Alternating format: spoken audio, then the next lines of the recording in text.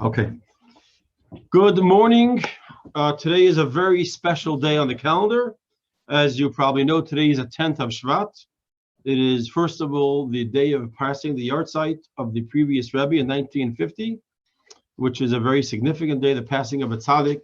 The neshama, the holiness of the tzaddik comes to the fore. All the actions, all the mitzvahs, all the service that he did comes to the surface, comes to the front. But also, and very practically and important to us, probably most important to us, it's a day the Rebbe accepted to become the Rebbe in 1951, formally. And it's a big day. We all learn Basi Lagani and the many customs and traditions that we do. So today, the learning of Chassidus is extra special and extra appropriate. So we are in the middle of chapter 11, and we're going to hopefully conclude this chapter today. And what we're discussing in this chapter is as follows. As we mentioned in the previous chapter, that there are really three steps or three phases in creation. There's, in this regards anyway, there's the phase of God's character, God's spheres, God's midas, God's essence. And these are all in relationship to God's oneness. There's the phase of the actual creation, that God created heavens and earth. And then there's something in between called the Ma'amaris, Hashem's words, the 10 utterances that Hashem used to create heavens and earth. So in chapters 1 through 7, we explained how the existence of the universe and all of creation doesn't negate Hashem's absolute oneness. And we explained because in regards to Hashem, they don't exist. It's a non-existent, they're totally bottled, totally nullified before God. In chapters 8, 9, and 10, we discussed Hashem's spheres, Hashem's character, Hashem's midas, His chesed, His gvura, Tiferes, that it's not a conflict with Hashem's oneness, because those are what's called one with God. Not that they're bottled, they don't have a separate identity, they become one with God. They are one with Hashem. In chapters 11, and then really 12, we're going to finish off this whole discussion by talking about that which is in between both of those. And that is the Asar Ma'amaris, 10 utterances. Utterances are really the vehicles, the tools, words, letters, are the tools, the vehicle, the medium that Hashem used to express His emotion. We know the 6 days of creation represents Chesed, Gvura, Tiferes, that's a Red Yisayid, and then Malchus, of course, is Shabbos. And these words that Hashem used to utter, the 10 utterances of creation, are the vehicle that carries these emotives, these emotions make it into existing world. And the question we addressed, so to speak, in chapter 11 is, I understand why the existence of the world is not a conflict to God's unity. And that we addressed in 1 to 7. I understand why the midas of Hashem, the spheres of Hashem, are not a conflict with Hashem's unity, as was explained in chapters 8, 9, and 10. Those are because they're one with Hashem. There's not a separate existence. They are one with Hashem. The question is Hashem's utterances. It seems to be words are something that leaves a person. It goes out of yourself. It's an expression of self. There's something about words that leaves yourself, goes out of self, and it seems to have some sort of disconnect from self. And in this chapter, we're explaining why even the words are not separate from Hashem.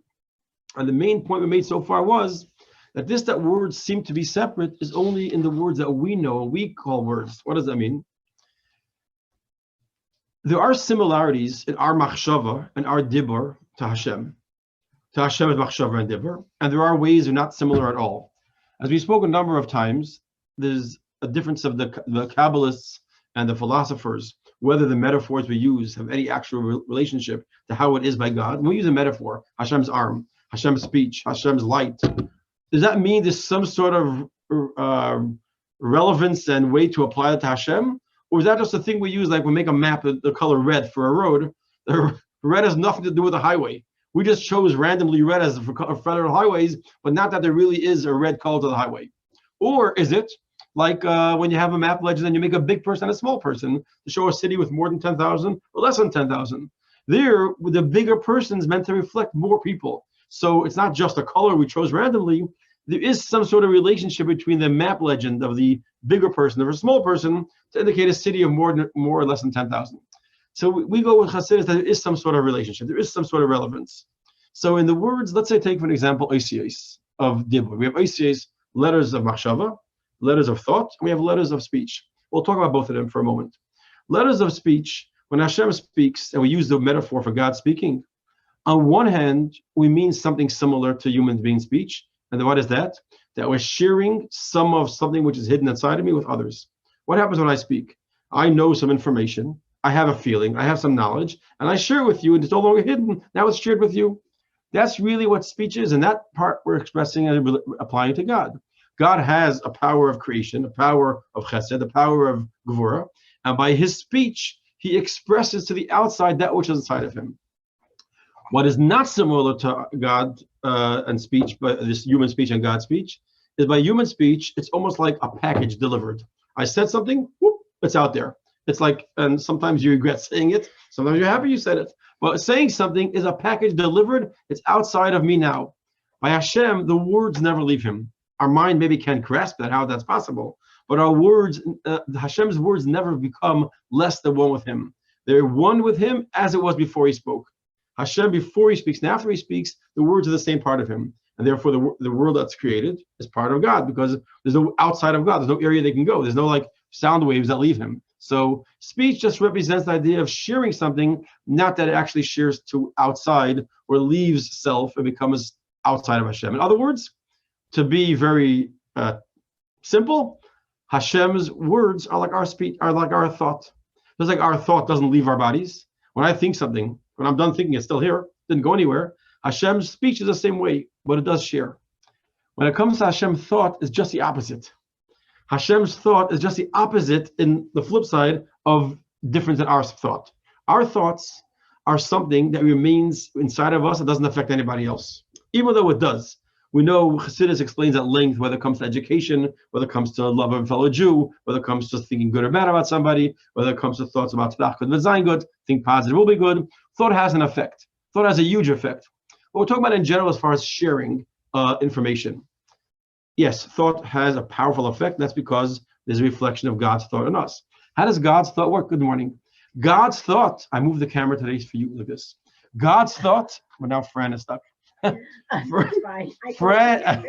God's thought is unique, that Hashem's thought is sharing. When Hashem thinks something, it affects the outside world. When Hashem thinks, it's not like our speech and our thought and speech, that our thoughts to ourselves and our speech is shared. Hashem's thought is also shared. So there it's unique. Meaning his speech, we say the difference is it remains one with him. His thought is also a way of sharing. So what's the difference between speech and thought by Hashem? That's what we're going to talk about now. So in speech and in thought, really there's a difference. And what is that difference? We're going to see. Thought is called Alma Destimin. It creates hidden worlds. It's there and out there, but it's not easily perceived. It's very deep, very secret, very hidden. Speech by Hashem creates revealed worlds. So both thought and speech by Hashem are creating their vehicle, their Hashem's letters of thought and Hashem's letters of speech. Both of them create, but one creates a hidden reality and one creates a revealed reality. One creates that which is seen on some level, and those so create that which can't be seen at all. It depends, is it expression of thought or expression of speech that's creating? And that's what we finished off last week's class on, but this is just a little more insight to understand the concept better. So just a question. So thought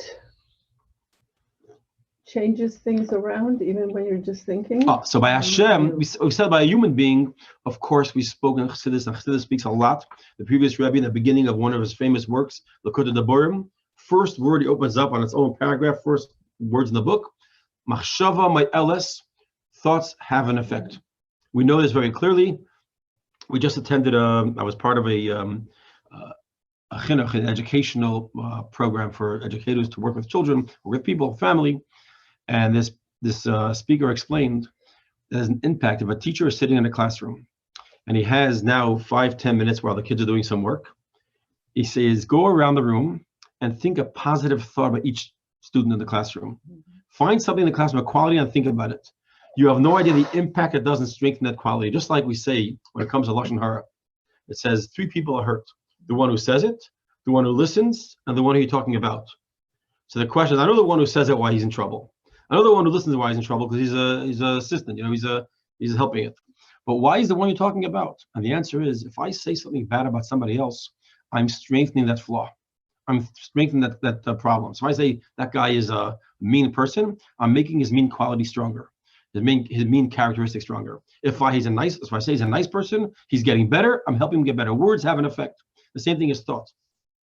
When you think something positive or negative, it has a huge impact.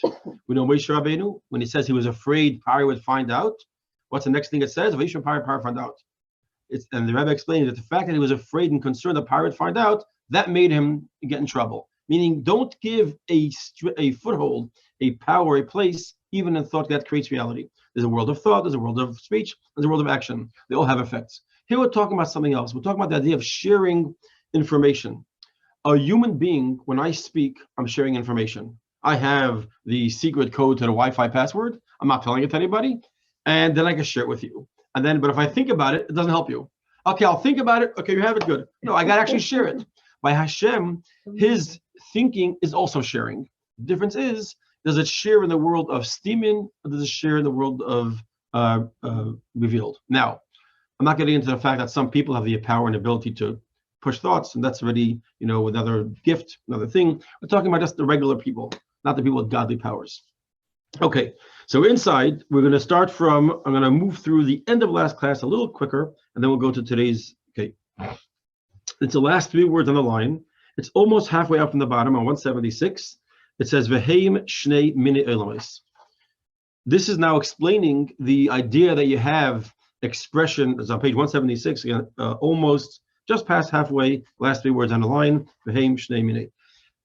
This is going to explain the difference, so to speak, between the expression of thought, sharing info by Hashem in thought, and sharing info by Hashem in speech, because by Hashem, both of them are sharing. And this is 2 types of worlds, almin, stimin. Those are talking about the hidden worlds that's created, the lo yisgalyin, that's not revealed. That is created, and that lives, and that exists. He says 3 words here. We have this a lot in Chassidus, these 3 concepts. Chayim, like Shechionu, V'kimanu, V'gyanu. We have sometimes different explanations. There's existence, there's life force, and then there's creation. 3 stages. So the first stage is creation, existing, and then the life force that keeps that existence to be a vital, vibrant, not just a blob of boneless chicken, but to actually be a functioning creation. So he says these 3 things that they have, mishavim, they're created, the chayim, they live, they have life, and they exist in some sort of level. That comes from that comes from the hidden and the concealed powers and energies. That's very similar. That's very similar to the power of thought. My power of thought, it's a power, it's an energy, it's a flow of something, but it's not being shared. By Hashem, it's not being shared in a revealed way. It's being shared, but it remains hidden. And then you have Alman the Iskalion. This is now more like the speech. The Alman the Iskalion, Nivru v'chayim, Nivru, they're created. V'chayim, and they live. Mehisgalus, shenisgalu keiches v'hamshachas ha'lamais. Hanik b'shem eis machshava. This talks about the next stage of thought. It was mentioned before, earlier in this chapter, we said thought has 2 stages. Meaning, there's a thought which is for a thought itself, and then there's a thought that is a step towards speech or action.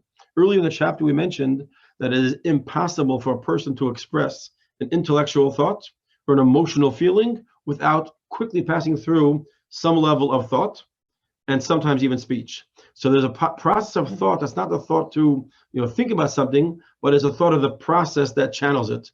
As we explained earlier, that we explained it last week actually, that when Hashem said, let there be light, what was he doing?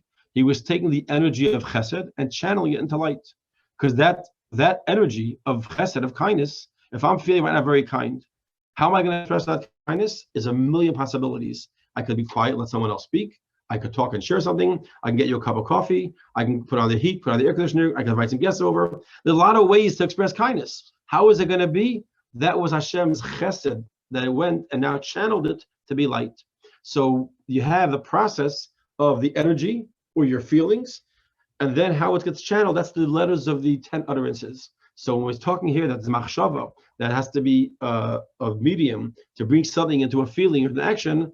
What channels into a certain, again, one of the examples I heard once a long time ago that we try and use is like electricity. What decides electricity is going to cool off the room? Electricity is going to vacuum. It depends what motor you attach to it. Are you going to do air conditioner, a compressor, and a cooler? Or are you going to a motor that's going to suck in the vacuum? Meaning that electricity is a neutral or undefined, I should say, undefined energy. How it gets used depends on the ICs, on the letters that we're going to, the next chapter, by the way, will be focused on the letters. So what we're saying here is that they have a machshava that's not just for thought, but it's a machshava that brings you to the stage of dibur, speaking, or even action. That's what the second type of worlds are created by. And let's go back one line. It reveals the hidden powers. They're also called letters of machshava.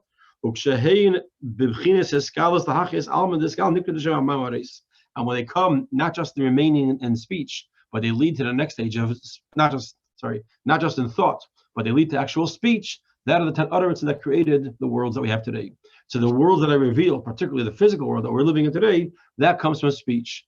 All the higher worlds, the secret worlds, a lot of that comes from thought. The lower worlds, including this one, comes from speech. So what's the difference by Hashem of thought and speech? Both of them create. Hashem's thought creates hidden worlds. Hashem's speech creates revealed worlds. Is it the same like for us? First have the thought and then have the speech? Yeah. In general, it's the same thing. I say in general because I don't know enough about it to say everywhere, but in the area we're discussing, yes. I'm certain that there's a lot more to be said about this. I don't know. But for our discussion here, the process it comes from either the level of machshava, which is deeply concealed oneness, and then another expression, which is dibur, which is already more of revelation. So it's like a progression from a deeper place to a more revealed place, and then Maisa, that's how we have in general the world of Bria, Yitzir, and Asiya. From, we say it's middays, we say it's different ways that we explain the process coming down to Asiya is our physical world. And like I said, Dvar Hashem v'ruach piv, and it comes down into the word of Hashem, and we'll go back into these two expressions in a few minutes. We're gonna get there. What does it mean, the word of Hashem and ruach piv? And this becomes more, when it's revealed, it becomes like the words of a man. Words, when I say man, I mean a human being.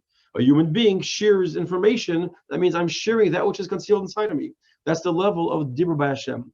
So we just explain what these 5 lines is to understand that by Hashem, the process of sharing from deep within his emotion, which are the spheres, and into action of creating the world, the words, the letters are, whether it's letters of thought or letters of speech, like the 10 utterances, those are the mediums, those are the vehicles, those are what carries, or we can call it the pipes, the channels, that carries it from a feeling into action. No difference than by a human being. When you have a feeling of compassion for a poor man or somebody who is going through a difficult time, if you decide you're going to bake him lunch or bring him in for a hot cup of coffee, what you're going to do? It was my emotion, was an emotion that was a split second, and immediately I took it and I channeled it into an action. That process was something in my brain, something in my heart, something in my feelings, that I decided what I'm going to do is I'll give him a cup of hot coffee. Well, I'll bring him in, and you'll calculate if it's safe for you, is it a good idea, what does he really need? You'll have a very quick calculation, but that means I had a feeling. The feeling is undefined. No action could be made. When you think about it, even quickly, then you could decide, I'm going to now give him a cup of coffee. I'm going to give him $5 to buy lunch. The action is the process that goes between spheres, between middays, between emotions, and action is that thought or that speech, and that's what happens by Hashem in the 10 utterances. Okay. Aval, now like this, we have a question. According to this comes out that speech by Hashem is like a very, very low concept. What does that mean? We know speech by us has no life to it. For example, when I speak, words have no intelligence to it. It's almost like a microphone. What's the intelligence? It's my thinking. My let's say, for an example, I'll give you a weird example. I don't know if it's right. The ability to sing and carry a tune, or the ability to write poetry or say poetry. Where is the brilliance? In my lips? I'm not talking about how articulate it comes out and how sharp the letters are. I'm talking about the information, the wisdom, or the gift. It's not from the words. The words are just carrying it out. It's like almost like the chalk on the chalkboard. Well, you have really smart chalk. You have really talented chalk. Look at that picture it made.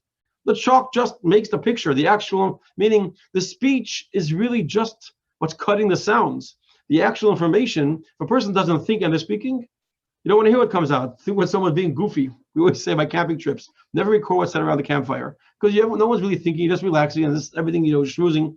You have an ability to think, and what comes out is intellectual and intelligent or emotionally strong, or you could speak without any intelligence and it comes out something else. What's the difference?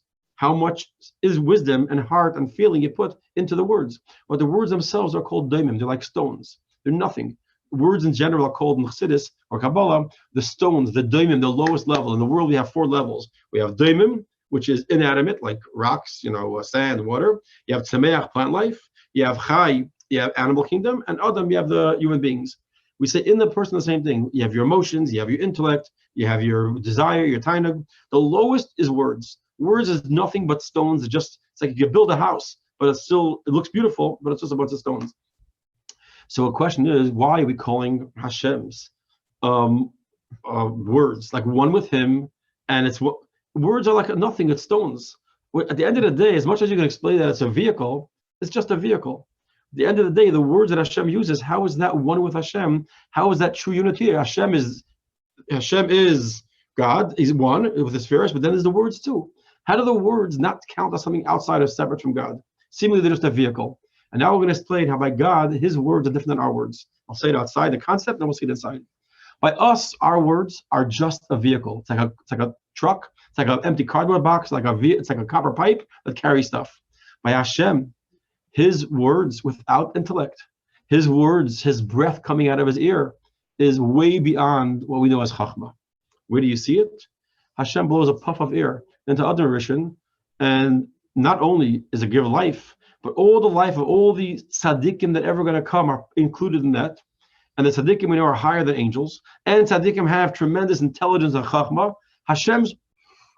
He has good breath, by the way. What? It's not even word. And Hashem's words will see also create. Meaning Hashem's we're talking about the vehicle. What's words? Words are just cutting sounds from your mouth. It's pushing sounds through your lips, through your teeth, through your tongue, through your palate.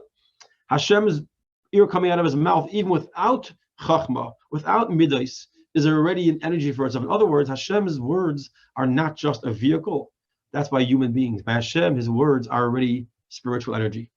I'm going to say that now inside. If I'm done, it's not clear, then we'll address the question. Aval be'emes, bechinis ha'oisiyos ha'diber shel maila, hilo maila madregas tumahus chochma v'seichel nevroyim. Not only is Hashem's words, not just words, Hashem's words, the lowest, the bottom, we call it Malchus. Malchus is words. We say less lemeg klum. There's nothing there by human being. It's just a vehicle, just a packaging. It's the wrapper. We get a mezuzah by Chabad. We're very careful not to make fancy mezuzah cases in general. Your front door, special door, it's fine. But in general, we don't put fancy cases. Why not? We want to make sure the main thing is what's inside. The packaging it's just a box, it's just a container. The container by us, we call the container of just words. By Hashem, that's greater than Chachma, than our Chachma. Let's see this inside.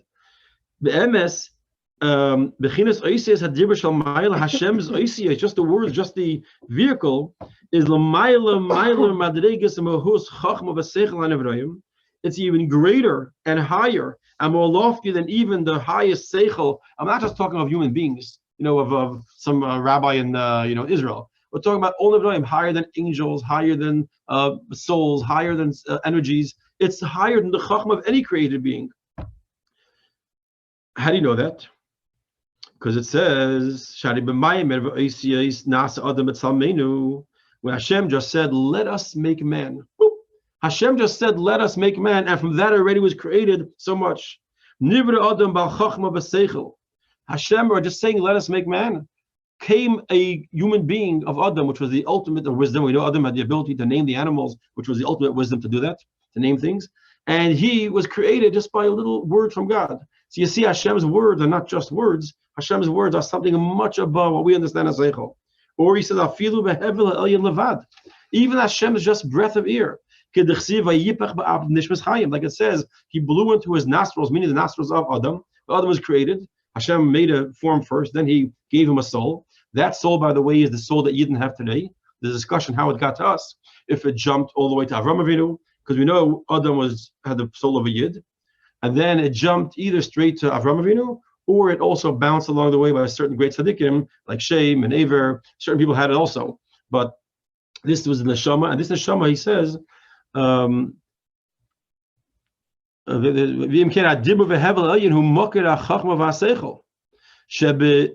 know that this ear that was blown into Adam's nostrils wasn't just ear that was like, someone needs CPR or this, I'm going to give them a couple blasts of oxygen.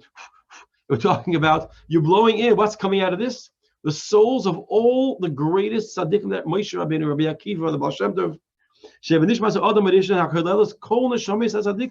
that breath of air that was pushed into Adam carried the souls of all the tzaddikim. Tzaddikim, we mentioned a number of times, they can come even from Atzilus. A malach comes from Yitzira if he's lucky Beria, maybe one rear malach. The tzaddikim come from Beria and some even from Atzilus. So you're talking about the souls of the tzaddikim are even greater than the souls of angels. And that was all just from a little puff of air. So you see the vehicle that we call that which cuts the sound. That's what makes the sounds without the divine energy that's in it. Of course, the divine energy that's in the words that we're talking about until now, the power to create endless creations. But even just the words without the divine energy already have a power of its own. And therefore, obviously, it's not a separate existence. They're why do they have that power? Because they're one with God.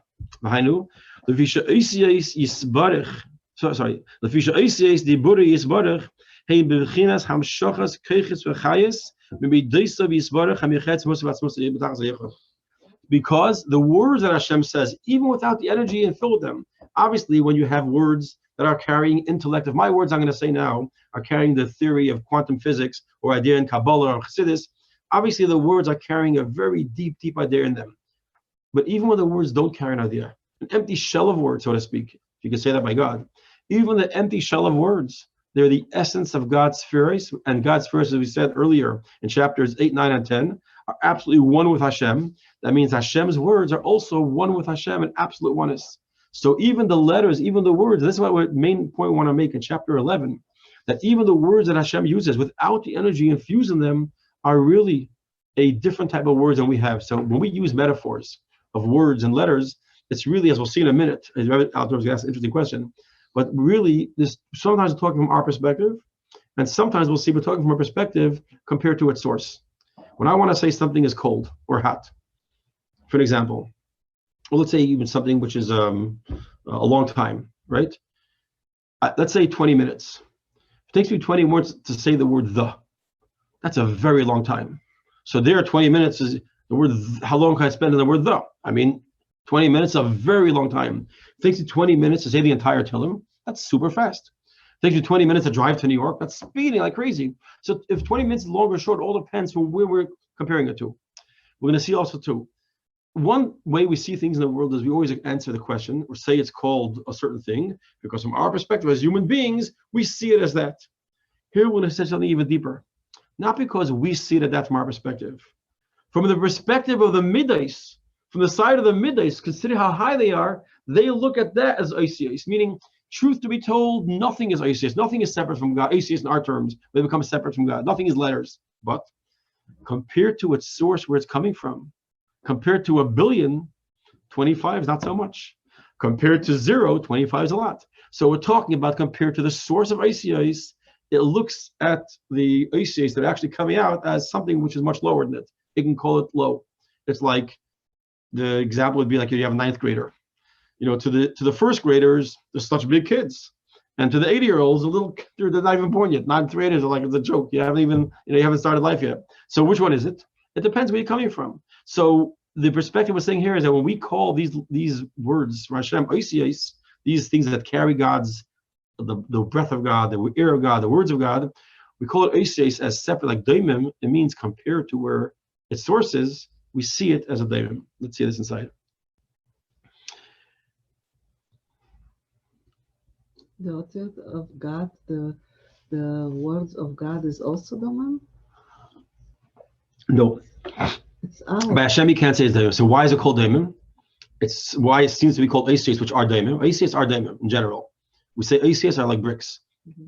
So why do we call Oisios, which are also referred to as daimim? Because compared to the source, they're so far from the source. I mean, they come from the source, one with the source, but it's like the sunlight, coming from the sun. I'm calling it sunlight, even though it's nothing really there, but compared to how it looks inside the sun, it appears as sunlight. But truth to be told, there's nothing separate. There's nothing outside there. It's all the sun. So he says, compared to how it looks, well, let's see it inside, then let's see if it makes it clear. He says, we're talking about these ACAs are a level of wisdom and spirituality and oneness with God that's unknown amongst created beings. We don't have such a concept. So why are we calling it ACAs and Divor and Daimim? So the next word, Veloy, about 10 lines down, center line. Veloy nikru b'shem ACAs legabe and Neviroyim. So it's not compared to us, we're calling it ACAs. Compared to us, it's pure godliness. When God said, let there be light, you think there was like words that came out? Hey, let there be light. Take one. When God said, let there be light, there was no existence. It was all pure godliness in its highest form we can't relate to. Compared to Hashem in his source, how the spirits are, they seem like ICAs compared to the source. Okay. Now we're going to explain. We're going to start off now talk about the 22 letters. And in chapter 12, we're going to go into it much greater length. The 22 letters are Hashem decided through his own decision that there'll be 22 different letters, and that's the 22 letters we'll see we have in our language too. And in my language, I mean Lashon Kodesh. In Lashon Kodesh are only 22 letters, only 5 sounds, meaning 5 different sides. Man Sapach, the Mem sound, the Nun sound, the Tzaddik, the Pei, and the Chaf. Those are 5 different sounds that can come out our throat, our palate, our tongues, our lips. That's it. And these are the only sounds possible to be made. So he said like this.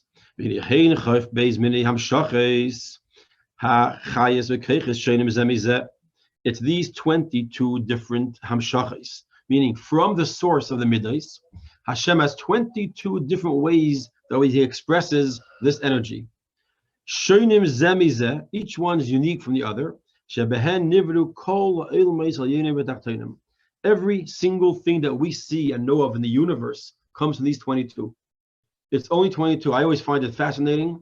One of the things that I never can understand, partially because I know so little about science, and partially because I think it's just a cool concept, is how every single thing in the world, no matter what you're going to find, from a piece of steel to a powder to a flame to a cup of coffee to an eyeball, is made from the same atoms in its essence, with the same electrons, neutrons, protons, and that's it.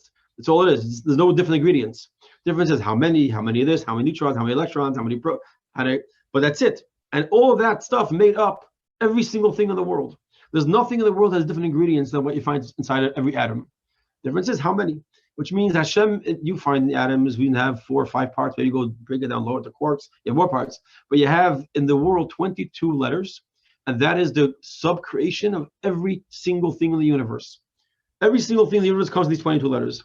The kol haberuyim shebeseicham, and every earth, every planet, every world, and every created being. And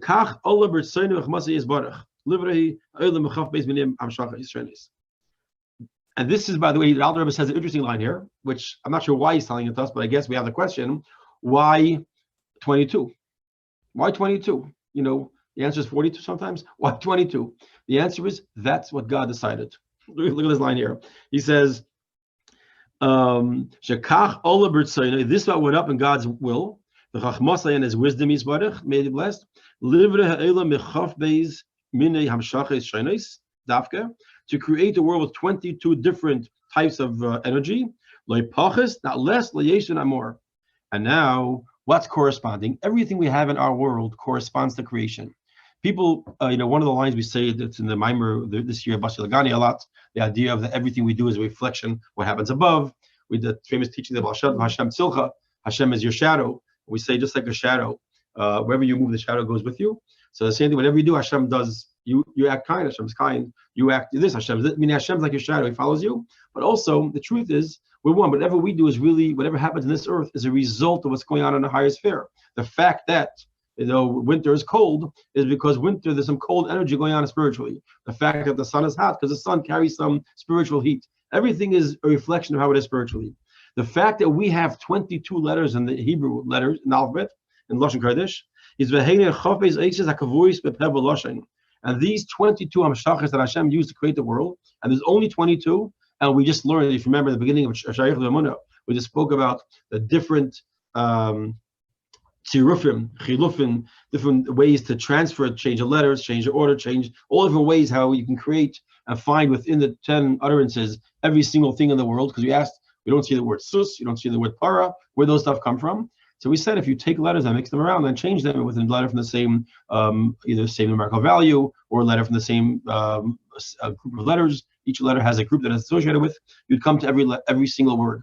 So within the 22 letters that are found within the 10 utterances is every single being created in the world, and that comes from, and that's what we have, the 22 letters in Hebrew. So what about when we don't pronounce them correctly? You mean for The davening, or you mean for ourselves? Either one. Okay, so a lot of times we don't do things as they are meant to be, meaning there's a lot of things that theoretically is the correct way to do it, because that's how Hashem does it, and then there's a way that we do it sometimes. The unfortunate thing is, in davening, a lot of us, or in saying prayers, we go quickly and sometimes mispronounce something. Then, of course, there are different customs how to pronounce I'm not something. talking about mispronouncing, but actually, if there's a het and a het and a and a kaf. That's what you mean. Okay. You know, and they're totally different sounds, but we don't do that because whatever. Yeah. So we nowadays there are some Sephardim have full traditions. We know like a gimel is really more of a j sound. Right. The really gimel, a ches is much more of a guttural sound than a chaf. Yeah, the same thing as a tough is more like it's between. We today, a lot of us, there's a few, like 4 or 5 letters that we don't give it the full. The ayin also. The ayin has more of an end sound in it. Right. So we lost, so to speak, throughout history, some of the gifts of knowledge of how to pronounce letters properly. Like other knowledge that we lost the knowledge to find the blue strand for the tzitzis, certain things that were lost. Mm-hmm. So we do the best we can. And Hashem, we always say, Hashem does do your part, I'll do the rest. Like the famous line Hashem told Avram Avinu. He said, Hashem tells him, count the stars. He says, even though you can't count them, count them. And so will be your children. So one of the teachings in Chassidus is, just like you can't count all the stars, but you should do your best you can, I'll take care of the rest. The same thing your children, they can't do everything. They have to do their best, I'll finish the rest for them. So too will be with children, means like the promise Hashem says, I too will make sure that which they can't finish, I'll finish for them. There are things that's beyond them. So I don't know the right prayers, the thoughts to have in mind with davening. You do your part, God fills in the blanks. So it would be nice if we had Mashiach come and explain us how to pronounce all the letters properly. Some Sephardim do have the right pronunciations, Yemenite Jews. Yeah, but I guess they're the best at pronouncing all the letters. But Yeah. But today it's a lost knowledge. I think that's what I believe. He says, could this now, like it says, B'Sefer Yetzirah, Utmunasa B'Ksav, and this is a fascinating piece because this is an area which I always found fascinating to look at research on. I've never completed my research into this, but it's a fascinating thing. There's a lot of the modern historians in the Jewish world, they agree with the secular perspective that the Hebrew letters that we have today did not exist pre-Second Temple. They say that the letters that we have today in the Second Temple era and on is letters actually that did not exist earlier.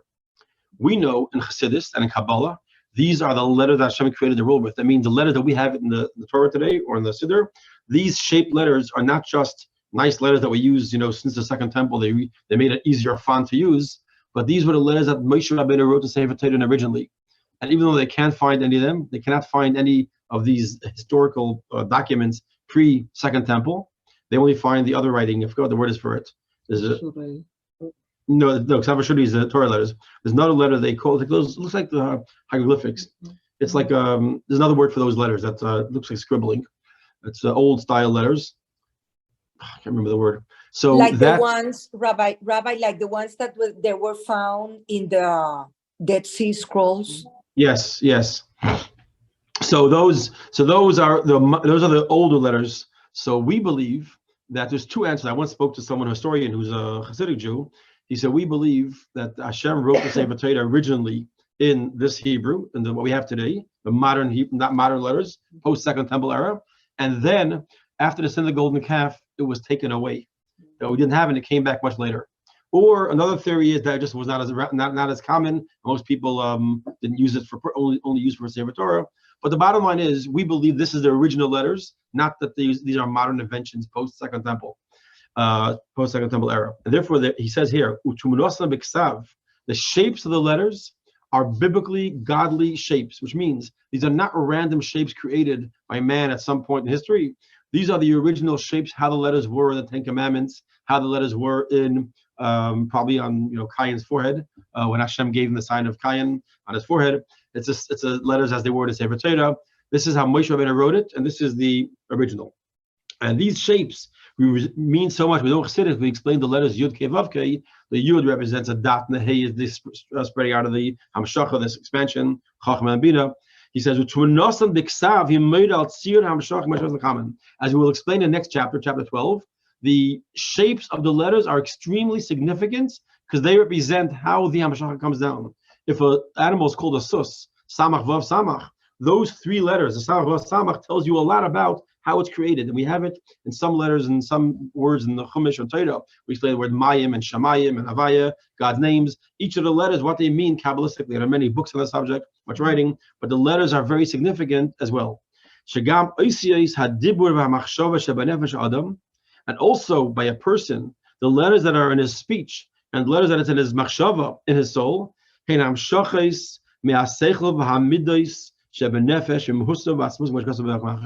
let's explain elsewhere in the Garza Kodesh that the letters and shapes, how the even form in our mind comes from somewhere deep within our soul. That means it's not just random. The letters, the shapes of the letters are very significant. But the bottom line is, what we're explaining in this chapter is why the words of Hashem, when he created the world with 10 utterances, that also does not affect God's unity, God's absolute oneness, which the whole theme of these 12 chapters are the faith and the gate of faith and unity of God, understanding what God is, and understanding his absolute unity, his oneness, both within the world and within himself and within his relationship to the world. We'll stop here, and next week, God willing, we'll start chapter 12, the final chapter of Shaar Hayichud.